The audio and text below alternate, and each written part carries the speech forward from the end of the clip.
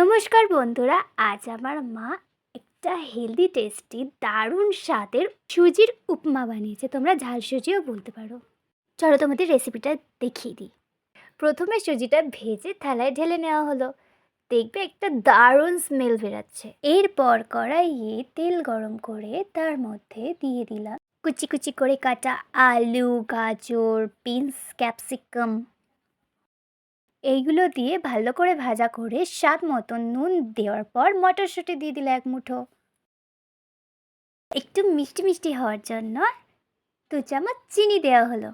এবার এই ভাজা সবজিগুলোকে একটা পাত্রে ঢেলে নেওয়া হলো। সর্ষে, শুকনো লঙ্কা, ভেজানো মুগ ডাল 2 চামচ আর বেশ কয়েকটা কারি পাতা দিয়ে পেঁয়াজ দিয়ে ভালো করে নাড়িয়ে চাড়িয়ে একটু কিশমিশ দিয়ে টমেটো কুচিগুলো ঢেলে দিয়ে আর একটু ভালো করে ভেজে নিয়ে আগের ভাজা সবজিগুলো ঢেলে ভালো করে নেড়ে চেড়ে 1 মুঠো বাদাম দেওয়া হলো। এবার আগের ভাজা সুজিটা সবজির মধ্যে ঢেলে দিয়ে ভালো করে নেড়ে চেড়ে এর মধ্যে 1 কাপ জল ঢেলে দেওয়া হলো। জলের পরিমাণটা হবে 1 কাপ সুজি হলে 1 কাপ জল। তাহলে ঝরঝরে থাকবে, বেশি গলবেও না আর দানা দানাও থাকবে না। এরপর 1 চামচ ঘি আর কোচানো ধনেপাতা দিয়ে এরপর ভালো করে নেড়ে চেড়ে ঢাকা দিয়ে 10 মিনিটের জন্য স্ট্যান্ডিং টাইম দিতে হবে। এই দেখুন তৈরি হয়ে গেল সুজির উপমা। তো ঠিক এমন করেই বাড়িতে ট্রাই করুন আর কমেন্ট করে জানান কেমন লাগলো। আর লাইক, কমেন্ট, সাবস্ক্রাইব, ফলো করতে একদম ভুলবেন না।